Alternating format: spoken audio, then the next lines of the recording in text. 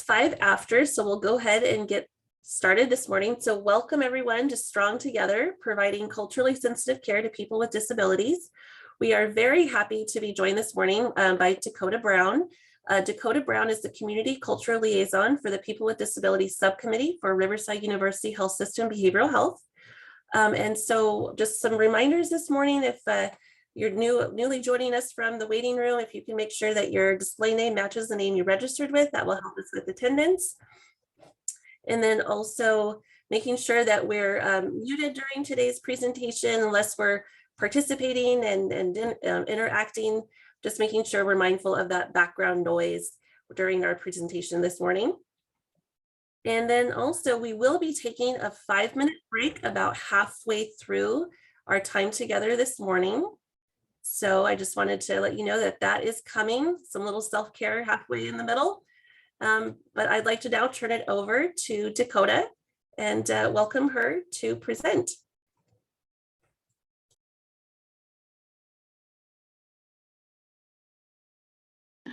Unmute, okay. Wow, so I really want to get my window back, so I'm going to show video panel. There we go. Hi, everybody. So my name's Dakota Brown. I use she, her, they pronouns. I am a middle-aged white woman with short blonde hair, and I've got my background blurred, and I'm wearing a blue top. And so, as Mindy said, I am with the People with Disabilities Subcommittee, Cultural Community Liaison, and I'll explain a little bit about that. But I do identify as a person with a hearing disability of hearing loss, a below elbow amputee, and I carry a mental health diagnosis of depression and eating disorder. First, I just want to acknowledge the traditional, ancestral, and contemporary homelands of the indigenous peoples of Southern California whose land we occupy.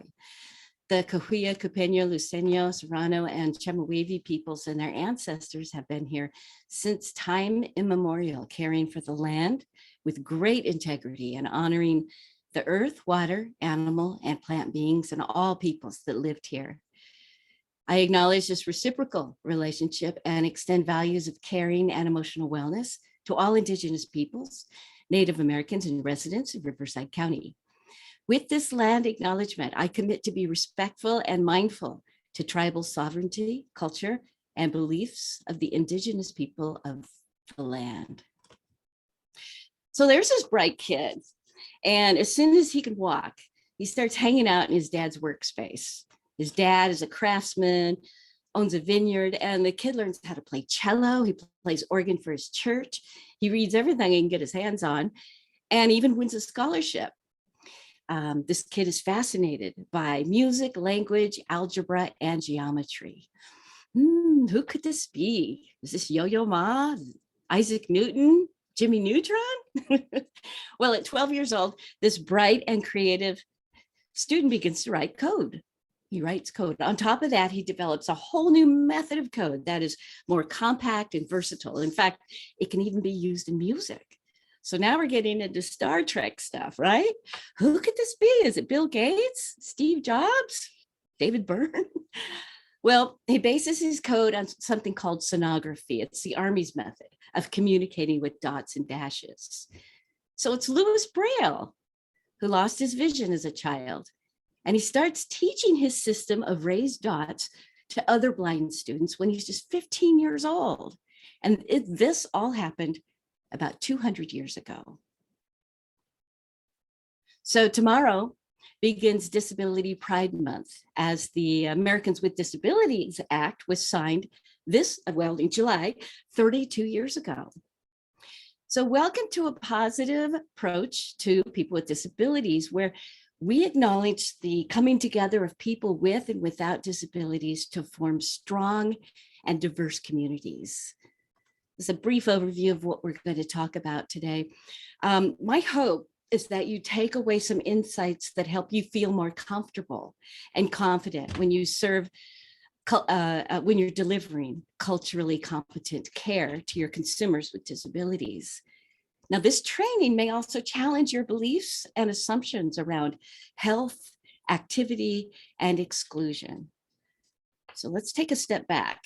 What is CCRD? This is Riverside University Health System, behavioral health's effort to deliver culturally and linguistically appropriate services. It's behavioral health care that fosters connection and a sense of belonging through respectful interactions. Cultural competence builds diverse relationships, it promotes inclusion, and it inspires creativity. In fact, it's an important component of person-centered care. So each cultural community liaison, or CCL, builds and steers a committee that represents the perspective of each of the underserved communities. And there is a great value placed upon lived experience. Through empowerment and using advocacy, the advisory groups will counsel county behavioral health on how to incorporate languages, cultures, beliefs, and the practices of our consumers into our services. Now, originally, CCRD had 4 populations of interest. And about 2 years ago, they absorbed veterans into the CCRD, under the CCRD heading. And the final 5 just came about 6, 7, 8 months ago. I have sent Mindy and Sandy a complete list of the liaisons for each of these groups and their contact information. Our subcommittees will be connecting with people within the disability community to get feedback on how RUHSBH can make our services more transparent, more accessible, more disability friendly, and culturally informed. And we are looking for people with disabilities to guide us. So if you'd like to be a part of our committee, my email will pop up here pretty soon. I want to start with this quote. I mean, it's so important. Disability is a natural part of the diversity of human experience. There have always been people with disabilities in the world. There always will be. Like gender and ethnicity, disability is simply one of many natural characteristics of being human. In the United States, 1 out of 4 adults, 61 million, live with at least one disability. Now, who here has disabled consumers that you're serving? I'm going to scroll through and see if I see any raised hands. Let me see if I can show the entire. I see a raised hand there. I'm still making you guys big so I can see y'all. Okay. Better. Thank you. I see Jennifer. I see Katie's got her hands up. Today we get to talk about, this won't go away. How do I make this? There we go. Today we're going to talk about breaking down barriers, and 2022 is a great time for this. It's a way for people with disabilities to live as independently as possible and to achieve personal care goals. So disability can be fluid and it can change across one person's lifespan. There are some life events that create impairments to our bodies and brains. COVID appears to be the biggest disability generator in recorded history. Sometimes we age into disability. It might be something that slowly progresses in your body, like rheumatoid arthritis or Alzheimer's. Sometimes people have hidden disabilities. And disability is accepted as a valued part of human diversity. And advocates are focusing on improving participation in society with the help of adaptive equipment or improvements to the social or the physical environment. So, impairment versus disability. Can anybody share with me what they think the difference or what these two terms mean? Does anybody want to jump in the chat or come off mic and share anything? Don't be shy. And what I'll do then is jump ahead to impairment. Okay, this is what actually happens in your body or your brain that changes something about the way it functions. Whereas disability, this is about the system of barriers and derogatory attitudes and social exclusion that make it hard or impossible for people with impairments to attain our valued functionings. So compare that to the old medical model where the body's a machine to be fixed and to be normal. And if that's not possible, well, that's a medical failure, blah, blah, blah. Under the medical model, disabled bodies are depicted as deviant, pathological, defective, best understood in medical terms. But the medical model is deficit-based, and it's used to justify large expenditures in procedures and technologies and research, when really adaptation of the disabled person's environment could be more beneficial to the society at large, as well as cheaper and more physically attainable. So just an example of that, say a person can't climb stairs. Well, the medical model focuses on making the individual physically able to climb stairs. But the social model tries to make stair climbing unnecessary by replacing the stairs with wheelchair accessible ramp. And according to the social model, the person remains impaired with respect to climbing stairs, but the impairment is no longer considered disabling because a person can get to the same location by climbing stairs. So really, the new strength-based, come on, computer. There we go. Now jumped way ahead. Okay, let me go back. Oh, you know what? I'll use this mouse.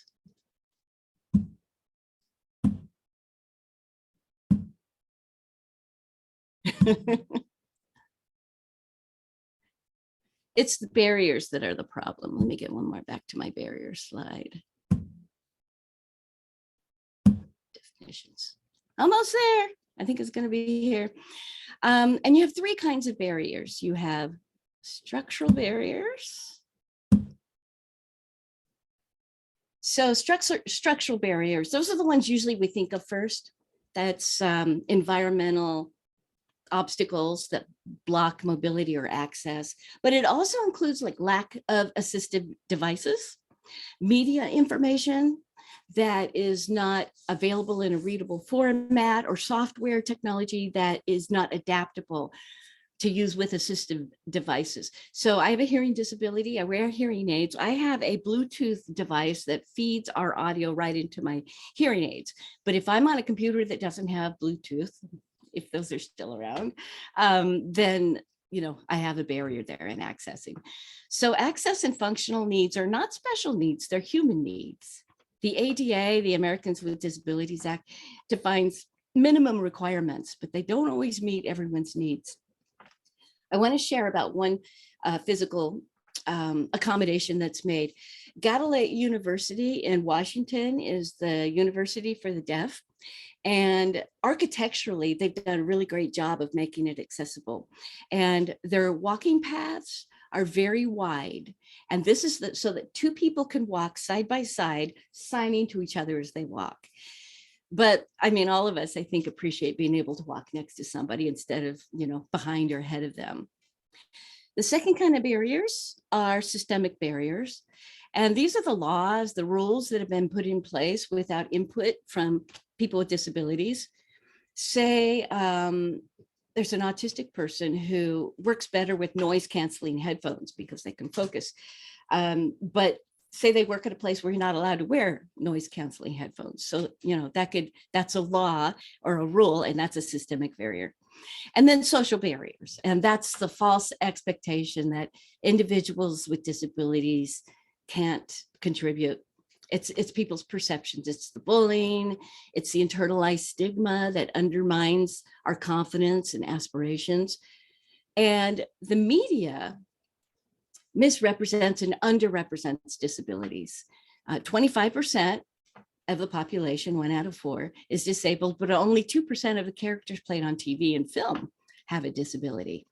And almost 100% of the time, 95% of the time, disabled characters are played by actors and actresses who are not disabled, which is why we were also excited at the Oscars when Troy won the award for Coda for Best Supporting Actor, I think.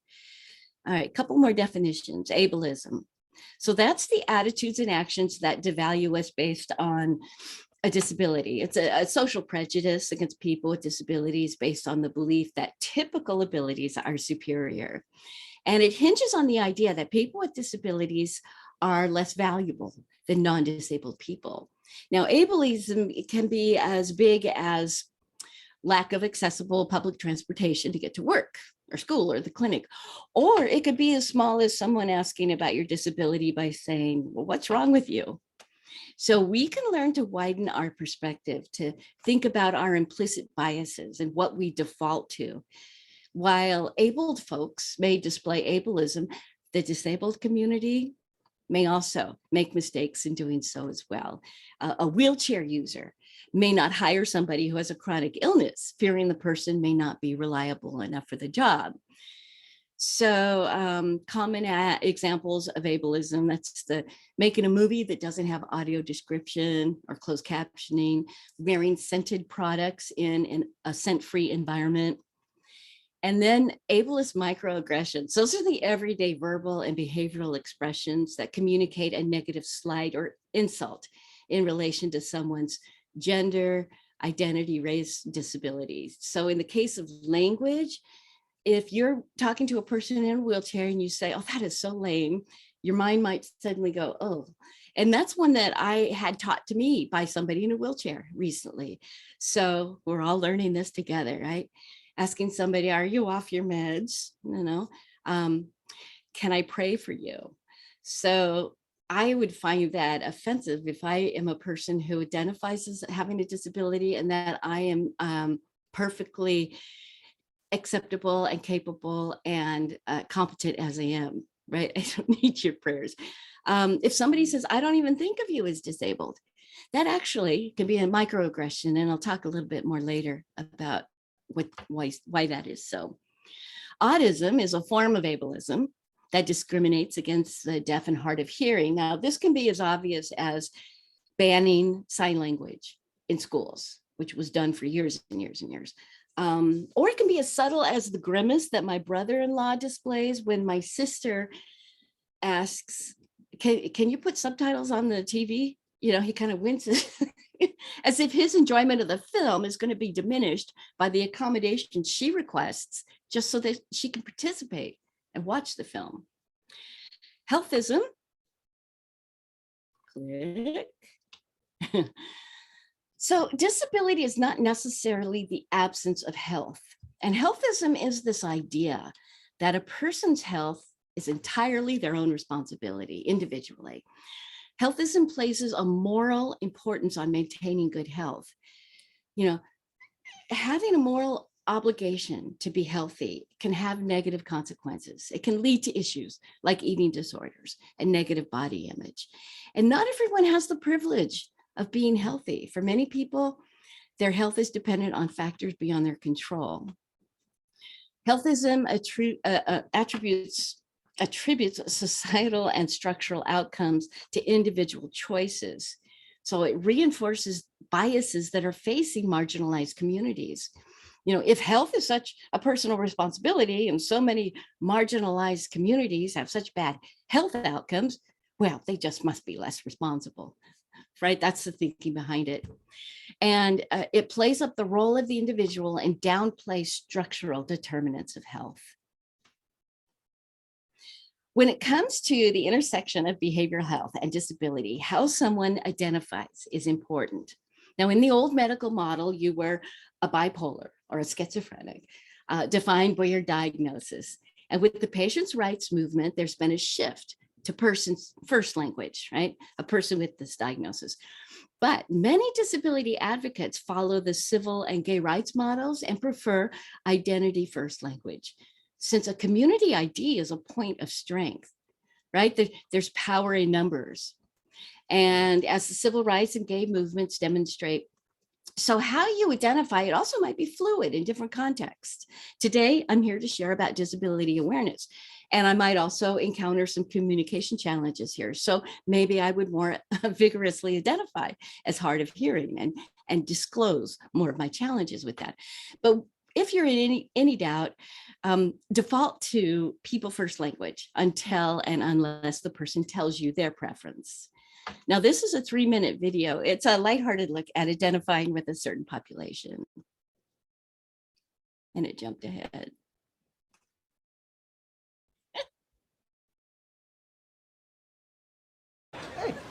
Hey, Tim. George, you know Tim Watley. Yeah, dentist to the stars. What's up? I'll tell you what's up. I'm a Jew. Excuse me? I'm a Jew. I finished converting 2 days ago. Oh, well.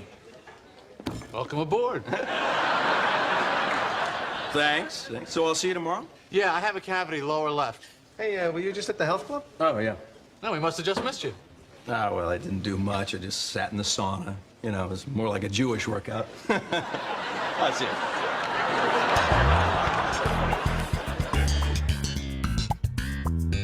Elaine, the guy's Jewish 2 days. He's already making Jewish jokes. So what? When someone turns 21, they usually get drunk the first night. Booze is not a religion. Tell that to my father. Hey, it is cavity time.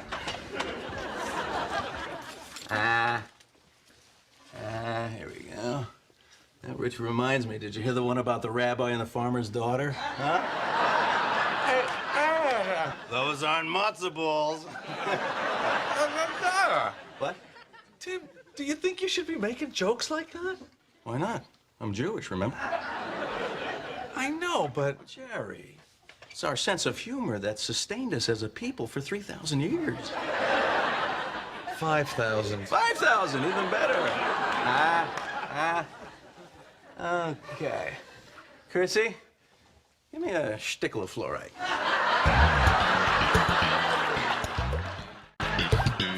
And then he asked the assistant for a shtickle of fluoride. Why are you so concerned about this? I'll tell you why. Because I believe Watley converted to Judaism just for the jokes. Hello?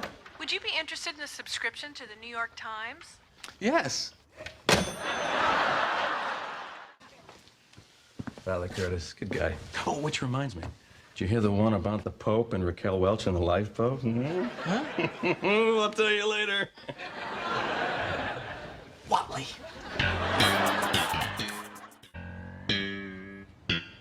So Watley says to me, hey, I can make Catholic jokes. I used to be Catholic.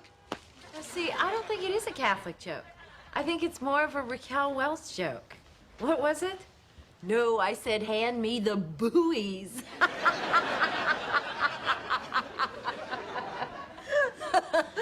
Buoys. Don't you see what Watley is after? Total joke-telling immunity. He's already got the big 2 religions covered. If he ever gets Polish citizenship, there'll be no stopping him. So what are you gonna do? I think this Father Curtis might be very interested to hear what Watley has the Pope doing with Raquel Welch.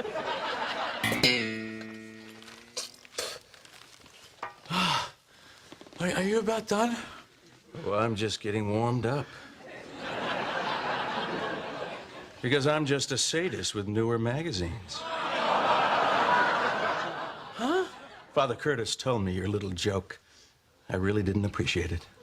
Well, what about all your Jewish jokes? I'm Jewish. You're not a dentist. You have no idea what my people have been through. The Jews? No, the dentists. You know, we have the highest suicide rate of any profession. Is that why it's so hard to get an appointment?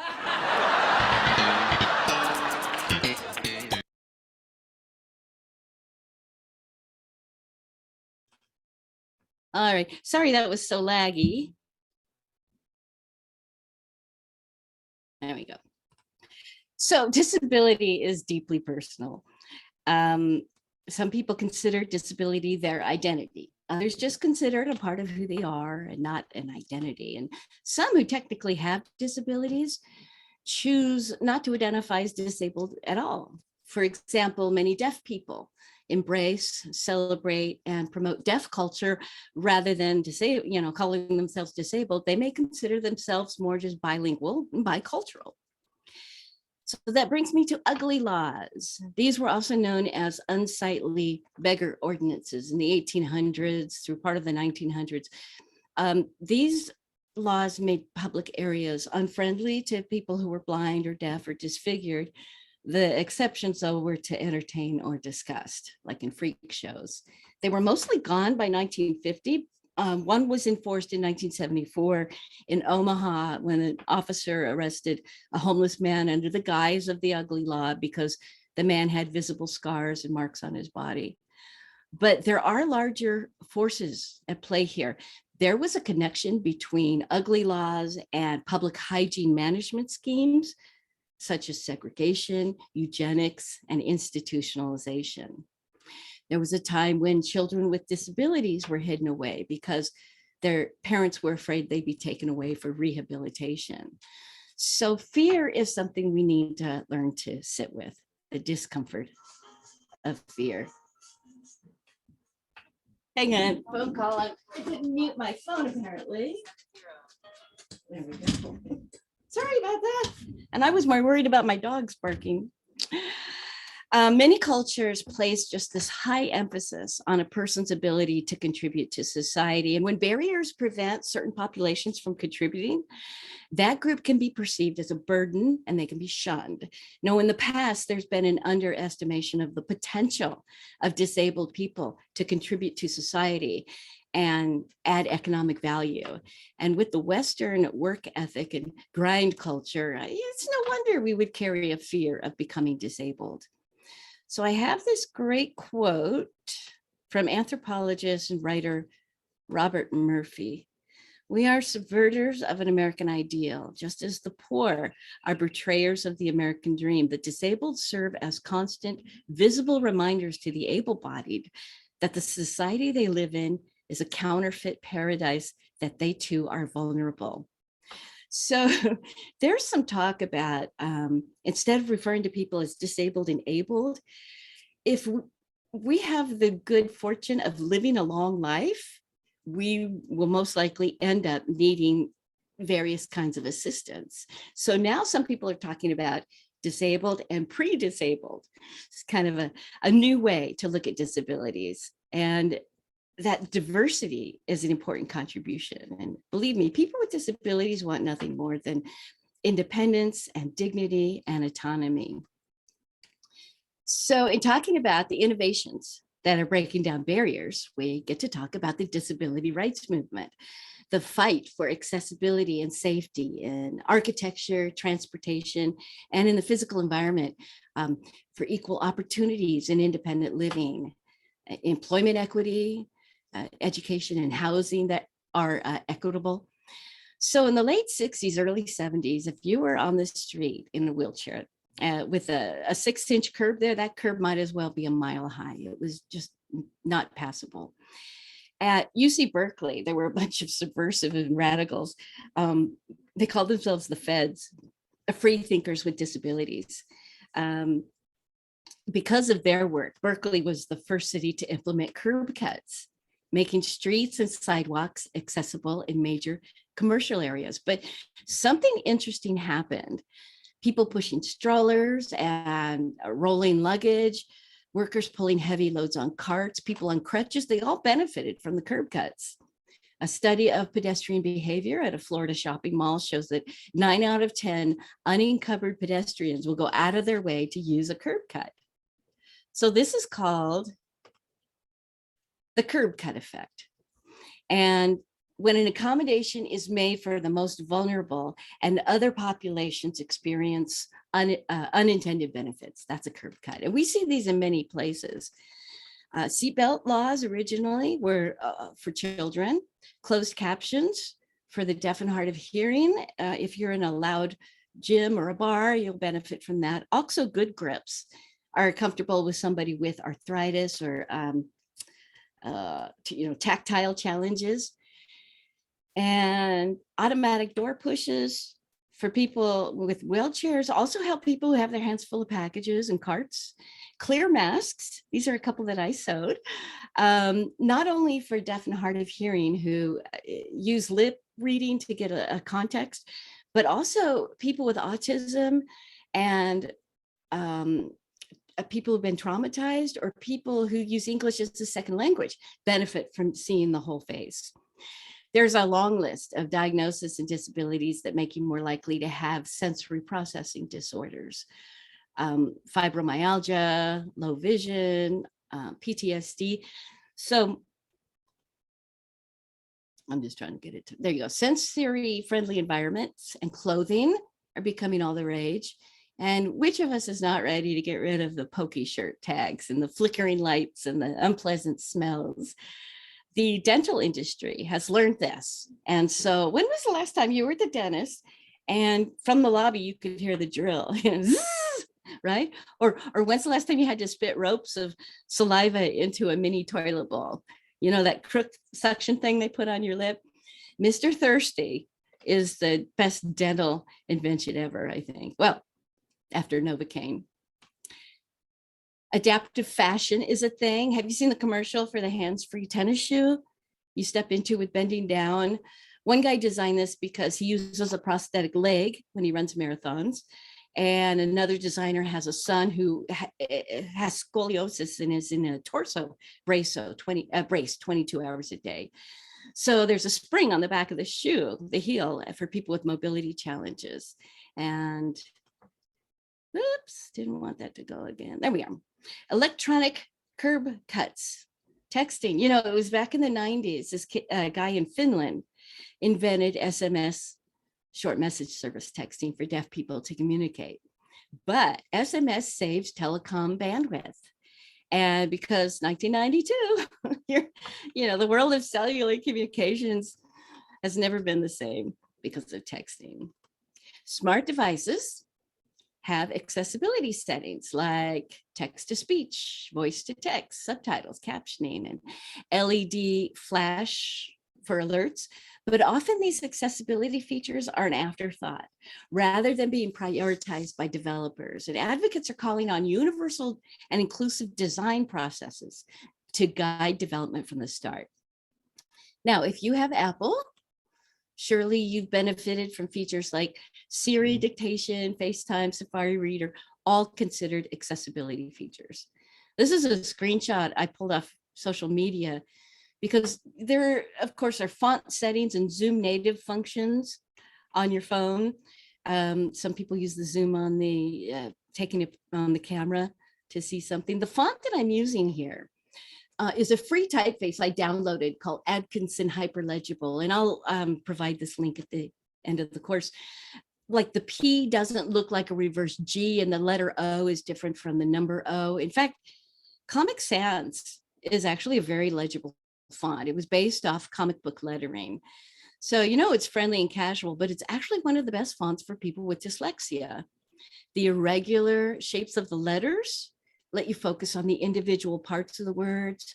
There are very few repeated shapes. There are varying letter heights and no serifs. And the capital letter O is quite different from the number O.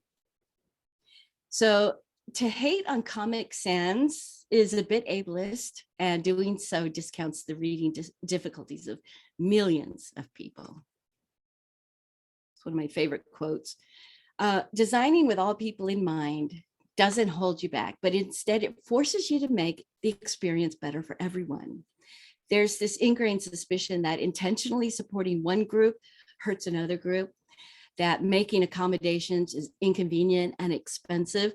But in fact, when we give support where it's needed, when we create the circumstances that allow those that have been left behind to participate and to contribute fully, everyone wins. But the opposite is also true. Ignore the challenges faced by the most vulnerable, and those challenges become a drag on economic growth and prosperity and national well-being. Sometimes businesses are concerned about the cost associated with providing accommodations, but accommodations often cost nothing. And the costs might be offset by getting the savings associated with employing people with disabilities who sometimes have higher performance and lower turnover. An accommodation might be simply moving a table, right? So this is my ka-ching slide. Everyone benefits when businesses give customers with disabilities equal access to goods and services. This is the largest minority group with a lot of discretionary spending power. People with disabilities don't go to restaurants and movies alone. right? They bring their families and friends. Now, in 8 years, 71 million baby boomers will be over 65, demanding products and services and environments that address their age-related physical changes. The disability market is essential for sustained business growth. Just let you read that quote. So diversity drives innovation, and innovation drives profitability. There's a ton of research that shows the more diverse and inclusive companies are, the more innovative, and therefore the more profitable they are. Crip culture is a unifying force. People with disabilities are reclaiming CRIP as an inclusive term, representing all disabilities, people with way divergent physical and psychological differences, reclaiming the term. They're teaching something called CRIP theory in colleges. It's a way to explore the experience of disability, to acknowledge the history of exclusion and social barriers. And CRIP theory considers disability to be a viable identity variable that we should recognize and acknowledge and celebrate. Remember that slide? Now, a union of critical race theory and disability studies is called Ccrd. And Ccrd says that disability is a cultural, historical, relative, social, political phenomenon. Racism and ableism operate jointly, intensifying and borrowing from each other. So Ccrd investigates the multiple intersecting power relationships that affect stigmatization and exclusion. Ccrd says that disabled people have a unique voice and a complex experience, and that disability should be viewed as part of a continuum of human variation. The independent living movement emerged in California here in the 1960s, and it was a subset of the disability rights movement. And the independent living movement asserts that people with disabilities are the best experts on our own needs, and therefore we must take the initiative individually and collectively in designing and promoting better solutions and organizing ourselves for political power. So this movement advocates for people with disabilities to self-articulate our needs and participate in generating solutions. But we have a lot of reasons to be optimistic right now. There's a positive attitude towards people with certain mental traits, people with neurodiverse behavior, such as autism, Tourette's syndrome, schizophrenia. They're being recognized as having important contributions because of an unexpected point of view. We have a president who's open about his challenges growing up with a stutter. There's more social support, like getting help dealing with barriers and resources. Like at work, for example, they may provide a buddy to explain work culture to an autistic employee. And information is becoming available in suitable formats like Braille. Physical structures are changing, becoming more accessible, and flexible work hours for people with circadian rhythm, sleep disorders, or people who have anxiety attacks in rush hour. We have a new disabled Muppet. Amira is on the Sesame Street that airs in the Middle East and North Africa. Amira is a born leader in neon green, and she loves science and basketball. And she also happens to use a wheelchair and forearm crutches because of a spinal cord injury. She's not a refugee herself, but she helps tell the stories of displaced children. And she is voiced in the cartoon by Ashley Glicken, who has close ties to Amira's story. She's a young woman with disabilities who uses mobility devices. Disney is set to film a new movie about a girl with cerebral palsy who's nonverbal and uses a wheelchair, and her experience seeking out an inclusive education. The movie's going to stream on Disney Plus. It's an adaptation of this novel, Out of My Mind. And the action team has included people from the cerebral palsy and augmentative and alternative communication device communities from the start of development. Some remarkable contributions from famous people in spite of, or maybe because of, having a disability. Albert Einstein had a learning disability, didn't talk until he was 4 years old. It's possible he had dyslexia. A beautiful mind. The guy, John Forbes Nash, won a Nobel Prize in '94. He also had a diagnosis of schizophrenia. Temple Grandin is an animal behaviorist and autism activist with a master's in animal science, and she's used her exquisite sensitivities to promote changes to the livestock industry, including humane slaughtering practices. And did you know that Thomas Edison had scarlet fever as a kid and was almost entirely deaf in both ears?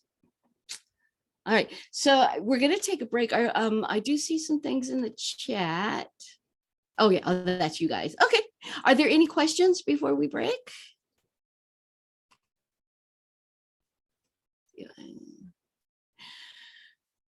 All right. So we're going to take a 5-minute break. Take care of your needs, water, breathe, go look at nature. And when we come back, we're going to talk about disabled astronauts. I'll just leave this slide up until we get back.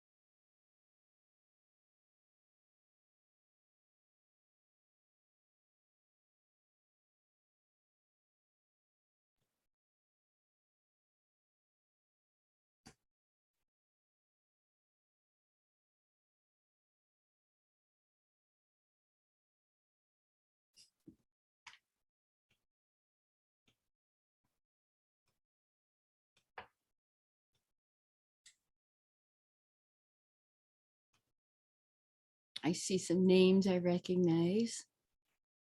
It's great to see everybody here today. And Beatrice, you're in your vehicle, aren't you?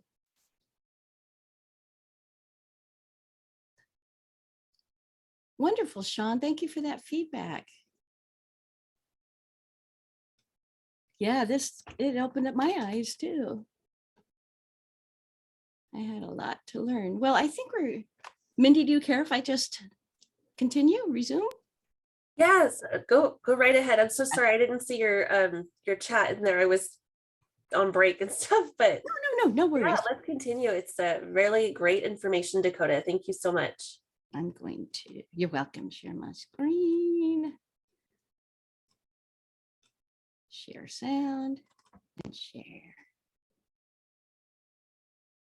No, I don't like this. I want this to make it so that I can show the video panel automatically.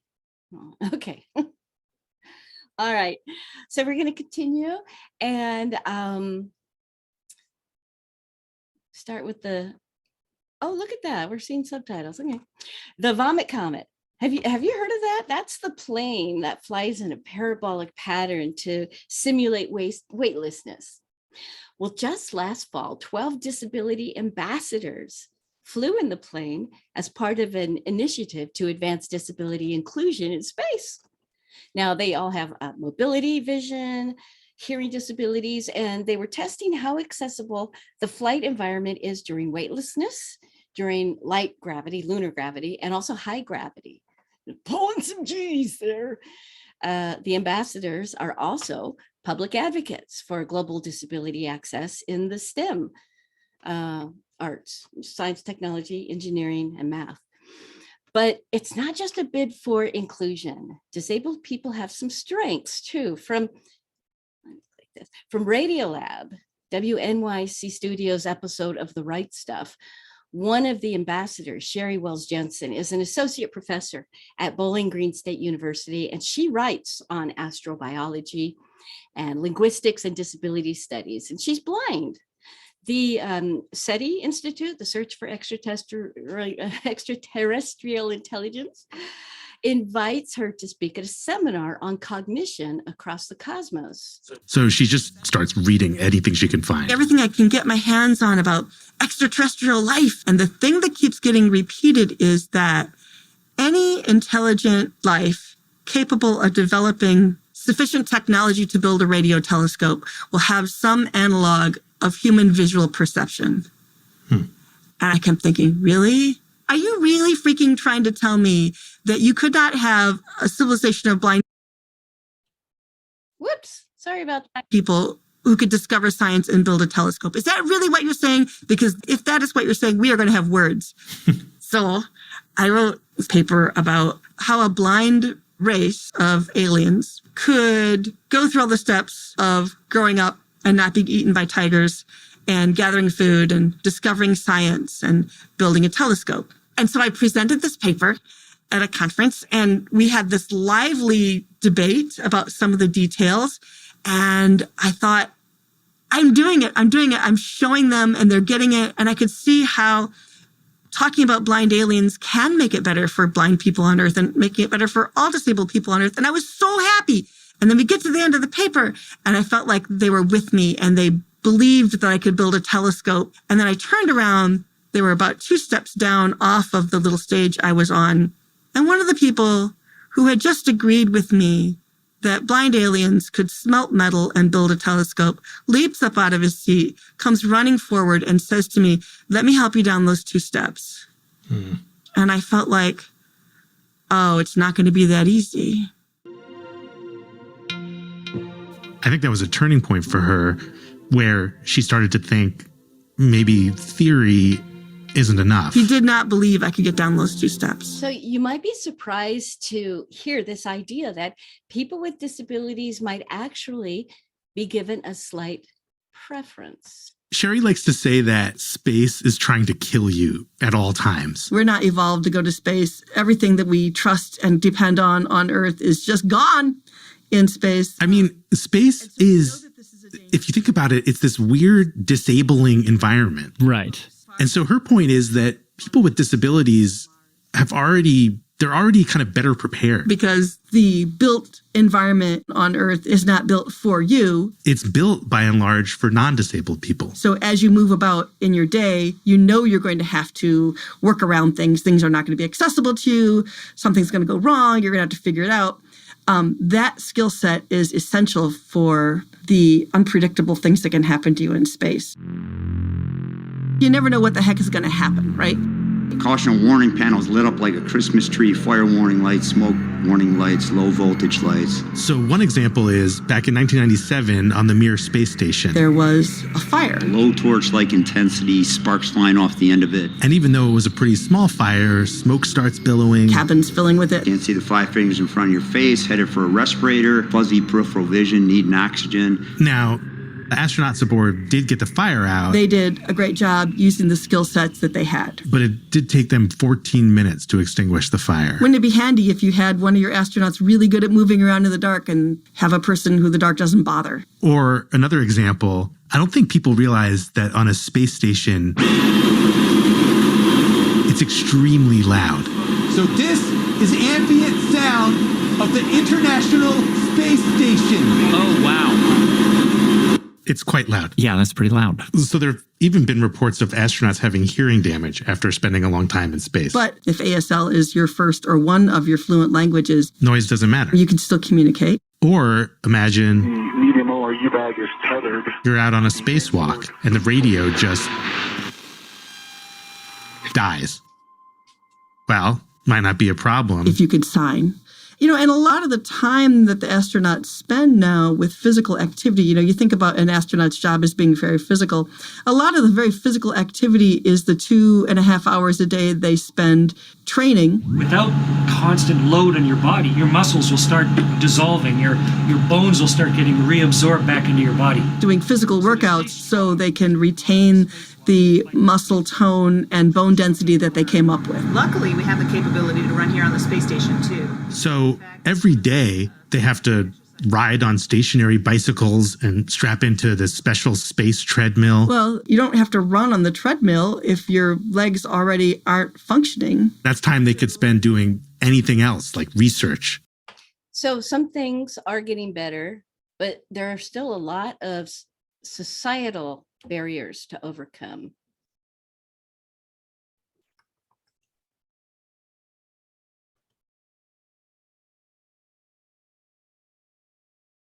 I don't hear it. For some reason that's not playing, so I'll give it one. We can do this. Disabled people can be astronauts. It's clear to me. And so I felt powerful and confident and joyful. But we didn't flick a switch and change the world. I can tell that by the next 2 times I went through airports. So after the flight, Sherry left Long Beach and flew up to Berkeley. And as she was getting off the plane and like walking up the jetway, these guys came up behind her and started directing her. Like 3 guys behind me in the jetway going a little bit left, a little bit right. I should have turned around and said, if y'all want a remote control car, go buy one, because I would just like to walk down the freaking jetway in peace. Could you stop? Yeah. Could you stop? Could you please stop? Stop. She's thinking like, I just did this thing that is this brand new, never been done before historical thing. And these guys still can't conceive of me as being able to like walk in a hamster tube.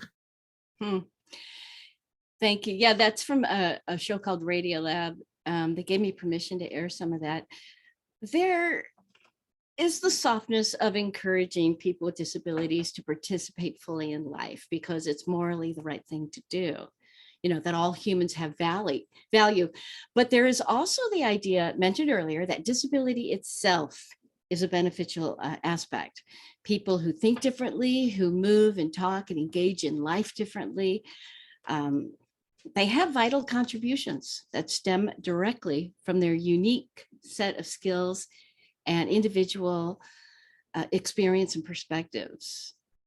From Walt Disney to Peter Dinklage, to Maya Angelou, to Stephen Hawking, to Harriet Tubman, Beethoven, FDR, Frida Kahlo, Lewis Carroll, Michael J. Fox. People with disabilities make vast contributions to art, science, politics, entertainment, and maybe space exploration. So it behooves a society to engage and empower people with disabilities to experience our full humanity, not just because it's the right thing to do, because it benefits business, economy, culture, philosophy, human evolution. So it's easy to assume that people with disabilities are in for a life of misery. But surveys show that we consistently report a quality of life that is as good as, or sometimes even better than, that of non-disabled people. The social determinants of health are much better at determining quality of life. You know, ask your consumer, do they live in a safe neighborhood? What does their support, their social support network look like? Is their health care provider culturally sensitive? Assuming a lower quality of life can have some alarming consequences. I want to share with you this finding from the National Council of Disabilities 2021 Progress Report, the impact of COVID-19 on people with disabilities. They found that medically fragile and technology-dependent individuals faced a high risk of being triaged out of treatment when hospital beds, supplies, and personnel are scarce. They were denied use of their personal ventilator devices, and at times they were denied the assistance of critical support people during their stay. Informal and formal crisis standards of care pronouncements that guide the provision of healthcare and resources in surge situations, they actually found that they target people with certain disabilities for denial of care. So man, if that is not the very definition of health disparity, I don't know what is. So if you think that there isn't racism or ableism or sexism, there are still people who believe that. Well, that's because we are privileged enough to not experience the effects of it. It takes empathy and compassion to realize that somebody else is bearing the brunt of oppressive systems. So if we have the privilege of not having to deal with it, then it's our job as a community member to lend a hand to ease the suffering of others. So cultural humility is a thing. I don't know if you've ever heard that that line, stereotypes are a real time saver. So humans engage in two kinds of thinking. There's fast thinking and slow thinking. This is just a way to describe it. Slow thinking is the logical problem solving that you do when you're solving a math equation or writing an essay. But fast thinking is that unconscious knee-jerk response, such as slamming on your brakes if there's a kid, before you consciously even know that a kid is running into the street. And this quick thinking part of our neural wiring is responsible for keeping us safe. It responds instantly to cues from the world around us. But unfortunately, this neural wiring that kept our ancestors alive is not optimal for navigating complex interpersonal situations like hiring qualified candidates or determining risk in a high conflict police interaction. So acknowledging that you have an unconscious bias it's not admitting a moral failing. It's part of the human condition. And it's the first step to being intentional and disability informed. So the implicit association test is, they have a whole bunch of them. Harvard is doing this project. And if you can just Google a Harvard implicit association test, and I'll provide the link for that. You have a task to perform. And when they start giving you information that makes your brain have to stop and think and counteract things, then your task is interfered with. So, you can find out, because self-assessment is a very important part of cultural humility. So practice spending time outside your bubble. It's tempting to surround ourselves with people just like us. And engaging people who are different than you is a great way to challenge your perspectives and truly grow. So a discussion here, you can turn on your microphone and respond. What are some ways to meet people outside your bubble? And if you want, you can type it into the chat. Just some ideas of how you might go about meeting people who have different beliefs or ethnics or cultures. There you go, Eliza. Yes, try a new activity. These are wonderful. Yeah, volunteering. Love all these. Did somebody have their hand up? No, she's just gesturing. Okay, I think she's on a phone call. Leaving your comfort zone. Yeah, talk to somebody who has a different type of childhood. Talk to someone who's lived or studied abroad. Talk to somebody who's not in your generation, older or younger. Somebody who has a different job. Somebody who's not in behavioral health care. Reading books or watching performances that involve people who are part of groups that we're less familiar with. Yeah, starting to chat with someone. I love all that. When you go to a party, right? Don't go straight for the people you know. It's a perfect time to strike up a conversation with somebody. I'm getting that. I always think of Scotty in that Star Trek, hello, computer. Do's and don'ts. So being an ally does require constant work. You know, you have to come from a place of we serve everyone. We're committed to learning more and doing better. To authentically connect with people across differences, we have to suspend our own judgment long enough to actually hear their experience. I'm sure you're a pro at open-ended questions, seeking to understand. It's a constant learning process that can be challenging, but you know, when we know better, we do better. So when you're engaging with a person with disability, you want to maintain your normal voice and demeanor. Talk to the consumer, not the person with them. Don't do pity. Pity interferes with natural engagements between people with disabilities and abled people, and it objectifies us. It focuses on the impairment. Tropes of pity and tragedy create this disability narrative that our lives aren't worth living. There's an actual phrase, better dead than disabled, right? There's the Ccrd stereotype of a person with a disability or other related illness having some extraordinary ability to compensate for their disability. And this portrays people with disabilities as one-dimensional saints who exist only to inspire and open the hearts of abled people, you know, where they can say, oh, well, at least I'm not that, right? And then there's language. We touched on that earlier. Respectful communication, person-first language. And if you're in doubt, just ask. You know, just like words like crazy contribute to mental health stigma, same thing with disability. The word spaz. Recently, performing artist Lizzo got some criticism over the word spaz in the lyrics of a song. That happened on a Friday. By Monday, she had re-recorded the line and released it, you know, and she's very inclusive as is. So, you know, we have to forgive others and forgive ourselves when we do missteps, because they happen. If you say, oh, I'm so OCD, you're taking this serious behavioral health challenge that shouldn't be used to describe your overzealous attention to detail. The word handicapped came from the term hand in cap, and which is a reference to begging.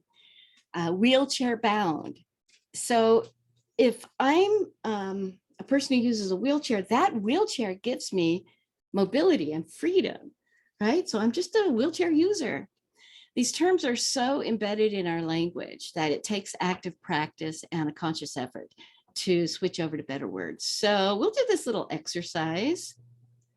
Say the phrase is, okay, special ed and slow. So instead of using that phrase, what might be a better one? This is your chance to come off mic or type it into the chat. I like what Maria said about our earlier question, testify in support groups. Yeah, outstanding for ways to get outside your bubble. I don't see any hands up, and I'll just, learning difference, wonderful. Perfect, Mindy. Yeah, let's see what some other, just, and it's not as hard as you think, a person with a learning disability, maybe a little wordy. How about for normal or regular? What might be a less stigmatizing term to a disabled person or person with a disability, other than I'm not normal. I'm not regular like everybody else. And of course, Mindy, your answer works there too. I have learning differences, or they have learning differences. Well, yes, Michelle, perfect. You guys are so smart. Abled, non-disabled, neurotypical. Oh, actually, I did that wrong, didn't I? It's non-neurotypical, normal, regular. I got that wrong. Does not have a disability, right? It's not that hard.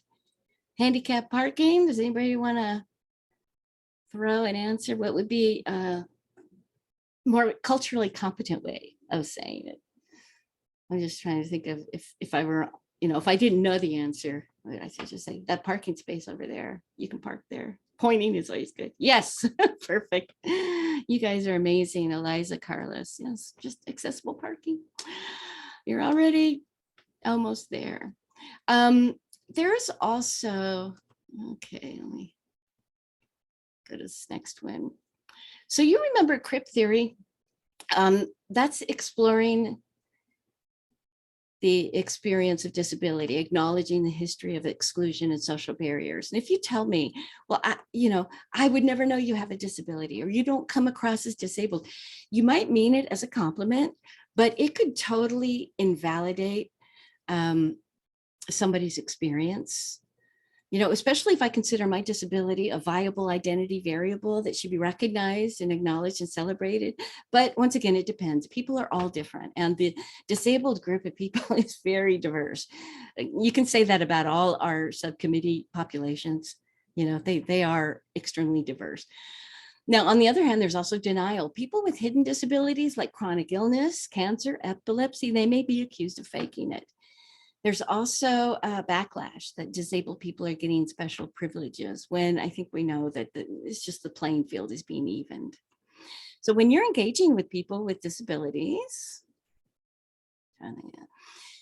understand that they might be experiencing different sensations than you are. They may seem like they're not listening, but they might be busy trying to strategize how to manage overwhelming sensations. They might be unable to listen. They may perceive the world differently than you. So allow them to process sensations in their own time. Allow the individual to tell you what they need, and they may decline assistance.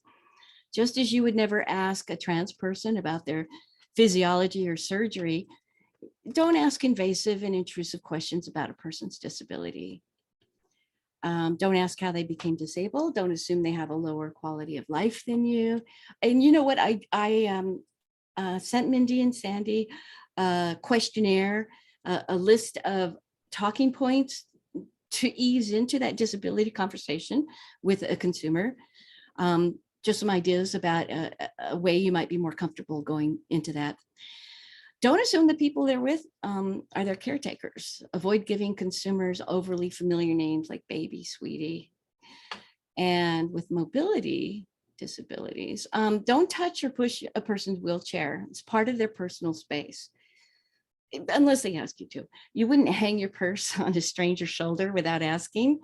You wouldn't move them, take somebody and move them without permission. Well, the same goes for wheelchair riders. If you're giving directions to a person with a wheelchair, keep in mind steep hills and curbs and stairs and accessible entrances. And if you're giving directions to somebody using crutches or a cane, ask if they prefer the shortest route, which might have stairs, or a route that uses an elevator but might be further away. If they are deaf with an interpreter, put all your attention, it's hard, but put all your attention on them and not the interpreter. They may look at the interpreter, but if you can, focus on the person.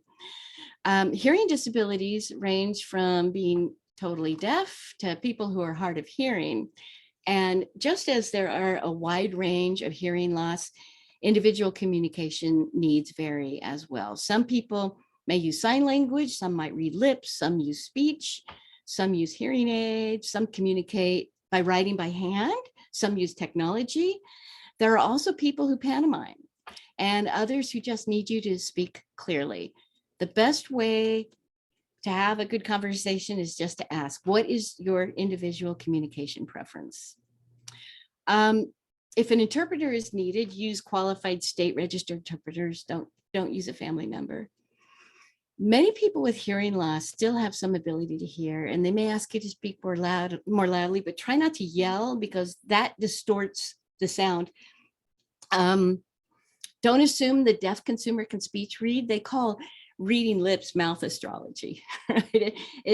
I think the 30% is like what the best people can get. It helps to provide a context for hard of hearing. Speak clearly at a normal space. Maintain eye contact with the deaf, hard of hearing person. And this is a flyer that I made for our subcommittee. And you'll see here that you put the ASL loud and clear on there. You know, deaf people for so long have not been invited to things, or they come to things and then there's no accessibility. So be sure and let them know ASL is available with a picture and graphics in bold. Both blind and deaf people benefit when you identify yourself when you're speaking.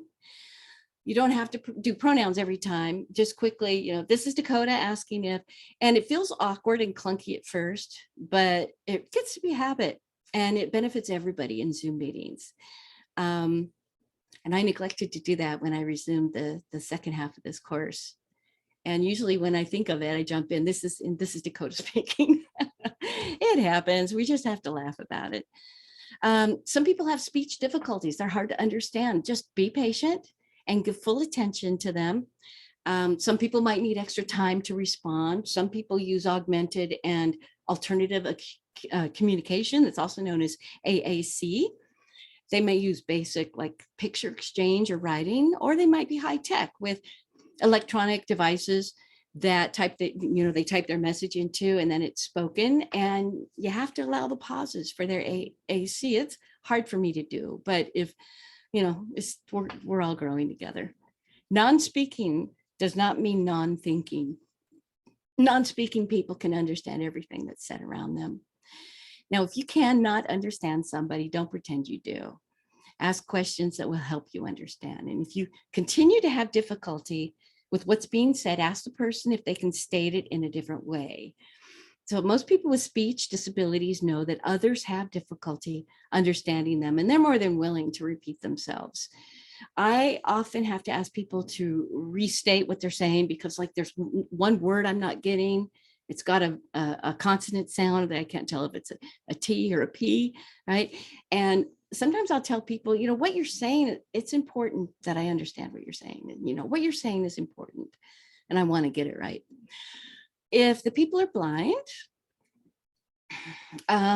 if you're approaching a blind consumer or consumer with low vision, introduce yourself as a healthcare provider and look at and face the individual and talk to them, not others with them. Do not attempt to lead them without asking.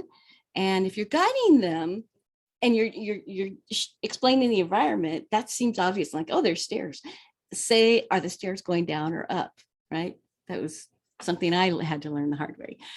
Now, service animals need to stay focused on keeping their owner safe. Service dogs might have been taught what's called intelligent disobedience. And that means that if the dog is given a command but recognizes it would be dangerous, the dog, you know, disobeys it. So don't engage with an animal without permission. And if you ask, the person might say no, because for some people and animals, every non-work engagement weakens their training, right? So don't be offended by that. Or you can be offended, but go deal with your feelings. People with service animals are allowed to go everywhere that people without service animals go. People with service animals are not required to carry any special proof or ID pertaining to the service animal, but the animal does have to be under their control at all times. And if you're walking with a person who has a guide dog, walk on the side opposite the dog. For people living with HIV, you know, people who were diagnosed in the 1980s AIDS crisis, at the time they were stigmatized. Many have AIDS survivor syndrome, which is a type of complex PTSD. HIV was stigmatized. It still is. Some have family who won't let them be around their kids, won't let them in the door. Sex has been criminalized. Some laws are still on the California books. A lot of early support people were volunteers who were very informed, but now some of the partnering agencies that provide behavioral health support, the clinicians might not understand the history of long-term survivors, and they may not have apparent residual issues. An HIV positive consumer may have been told they were going to die. They lost their family and friend support to stigma. They lost their family of choice to AIDS. They've got organ damage due to the toxic meds. They are now getting up there in years, are getting age-related illnesses. There's a history that needs to be taken into account in order to provide care that's trauma-informed. If a person has hidden disabilities and they ask for your assistance, do your best to provide it, even if it takes a little time. Intellectual disabilities, don't assume just because somebody has a cognitive impairment, such as a learning disability, that they're below average intelligence. The individual might have above average intelligence, but they might have difficulty receiving, expressing, or processing information. It's just like any other relationship guidance. Approach with curiosity, invite and engage into discussion, exchange. Look for that common purpose, the shared goals, the needs. What do you both want to achieve? Figure out their strengths. Traumatic brain injury is TBI. Fully 1/3 of people who have a brain injury, traumatic brain injury, will have behavioral health concerns within the 6 to 12 month window. They have 2 to 4 times the risk of attempting or dying by suicide. Now, you might not know if somebody has a TBI history. A consumer might be misdiagnosed. They may not know the extent. They may not disclose it.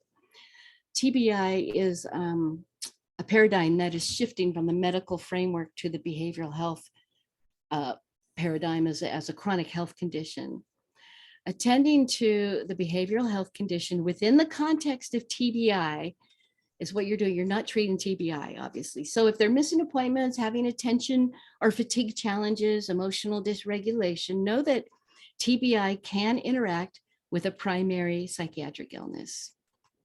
By the way, I can provide you with a newly published document from the Administration for Community Living. It's the ACL. Behavioral Health Guide, Considerations for Best Practices for Children, Youth, and Adults with TBI. Just want to make sure you have all the resources you can get.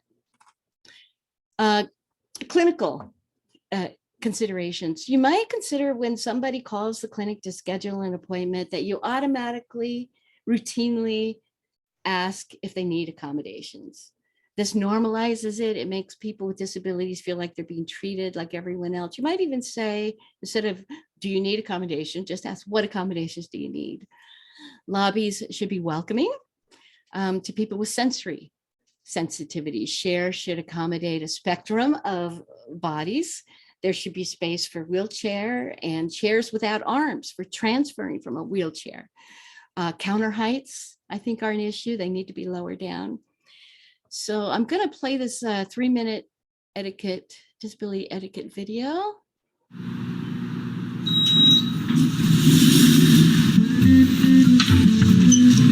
Good morning, Mom.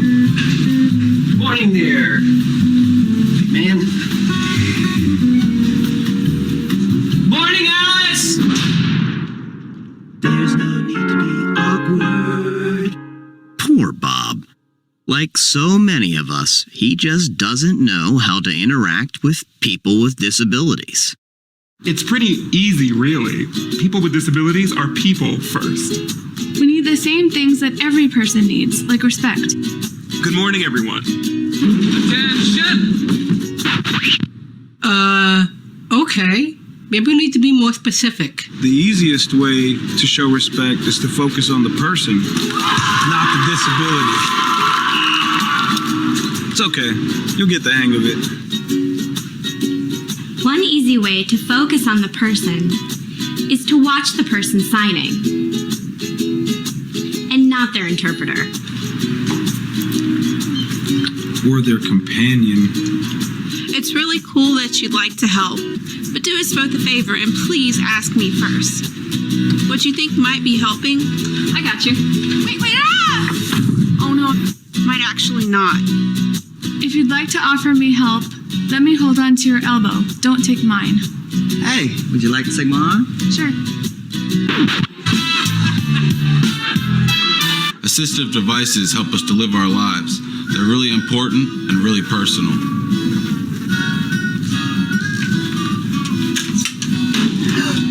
Grabbing them only makes it weird for everyone. What? Please only touch our devices and service animals if we've given you permission. And don't take it personally if I ask you not to. Remember that my service animal helps me all the time. Neither of us would like it if we were separated. Remember, we make our own decisions. We sign documents, vote, volunteer, work, and pay taxes. We get married. So don't address me just because I have a great smile. Just because I'm blind. May I help you? Does not mean I'm deaf. I don't know. I think he said he was going to come. But just because I'm deaf doesn't mean I'm blind. And just because I use a wheelchair doesn't mean that I can't sweep you off your feet. So take a deep breath. Relax. We don't bite. Unless we're really hungry. Hello there, ladies. How are you? Hello. And if you're not sure what to do, just ask. Hi. Would you still like to see a menu? No thanks, but can you please read it to me? Sure, definitely. Just treat us the way you would want to be treated, and we'll all be okay.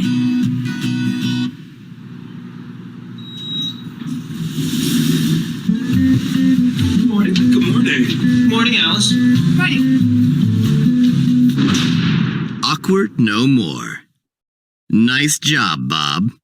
Go forth and be human. I like that. I have a disability etiquette guide that Mindy and Sandy will be sharing. Sorry, time got away from me there. I'm just going to jump to the end here. Just want to remind you that our People with Disabilities Subcommittee is looking for people to participate. We'd love to have you. And just have some, Oh, I do want to end with this quote. Living our strange and different lives, however we choose and manage to live them, is a contribution to the struggle. Living our lives openly and without shame is a revolutionary act. So I just want to thank you for letting me share about people with disabilities. And oh, good. I see that in the chat that you sent out all the materials. Thank you for that. Any questions for me?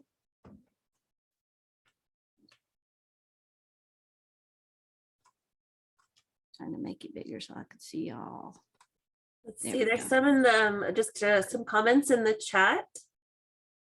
So let's see, Lisa had kind of just shared, let's see, this has been an excellent presentation. I hope that in time we continue to move away from the stigmas and move towards support, acceptance, understanding, and equality for all people. Thank you for the work you're doing to get us there, Dakota. Wonderful. And I'm going to put my email into the chat also. It's up there, but hopefully you'll be able to just copy and paste it. Because I would love to hear from anybody who wants to be a voice to help elevate the voice of disabled people. Outlook.com. All right. Well, thank you. I'll turn what's left of the meeting back to you. Thank you so much, Dakota. Thank you so much. And then we can because I know there's some handouts additional that we'll be sending out after the presentation, so we can include your email because there is difficulty. I don't think we can just like select one part of the chat to like copy and paste. It selects the whole thing. So we'll make sure we share your email out with everyone as well. But just a lot of just thank yous in the chat coming in, no questions, but just thank you for this wonderful presentation. Everyone just really enjoyed everything. And thank you so much, Dakota, for sharing all this great information with us and being with us this morning. And thank you all for attending. We'll be sending out the information to you as well as the survey link with just so you could also share with us how much you enjoyed Dakota's presentation this morning. So be on the lookout for that. We will be sending that on to you who attended. And of course, I'm available to do this for whoever wants it. That's part of my job. Do that too. Thank you so much. And actually, let me see if I can real quick.